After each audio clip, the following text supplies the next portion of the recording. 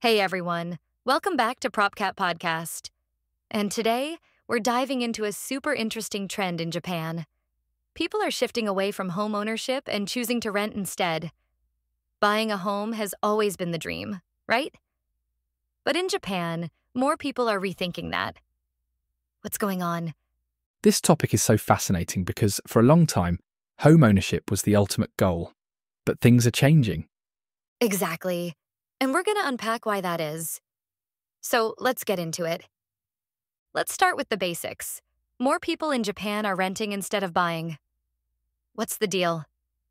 Yeah, so Japan's Ministry of Land, Infrastructure, Transport and Tourism did a big survey in 2023 and released the report recently.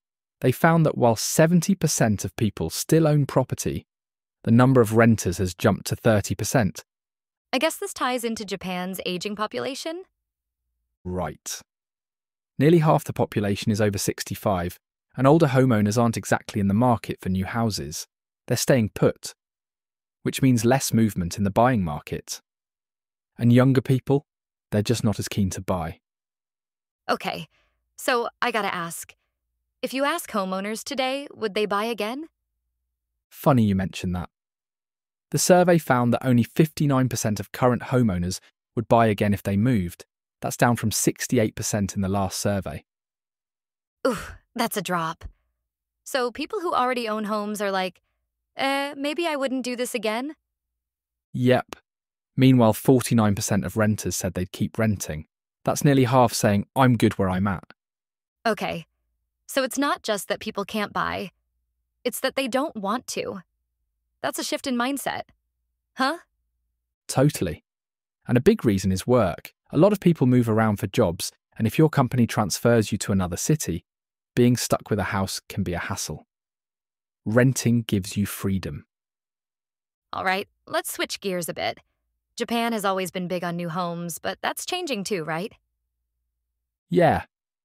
Traditionally, people wanted shiny, brand new houses, but now second-hand homes are becoming popular.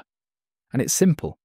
New homes are pricey, while second-hand ones are more affordable and easier to find. That totally makes sense. I mean, if you're gonna spend all that money, why not get a better deal on something pre-owned? Exactly. And the same goes for rentals. In big cities, new apartments are expensive, so more renters are turning to pre-owned units. And honestly, a second-hand place with a bit of character sounds way cooler than a cookie-cutter new build. Right? And as long as it's in a good location, people are happy. Speaking of location, this part didn't change. People still care most about where they live, right? 100%. The survey showed that 55.7% of buyers put location as their top priority. That's way ahead of price, size, or layout. Yeah, I get it. You can't change where your house is, but you can renovate or redecorate. Exactly. That's why people are more open to second-hand properties. If it's in a prime spot, that's what really matters. Okay, let's talk about what this means long-term.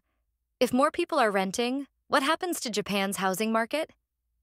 Well, the rental market is expected to grow even more. Investors may look at rental properties because they see stable returns. So, if you're an investor, now's the time to jump in? Pretty much. Rental demand is increasing, and second-hand homes are also gaining popularity. It's a shift, but a predictable one. Man, I feel like in 5 or 10 years, Japan's housing scene is going to look very different from today.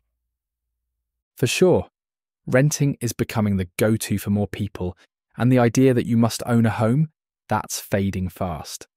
Well, this has been eye-opening. Renting in Japan isn't just a last resort. It's becoming the smarter, more flexible choice for a lot of people.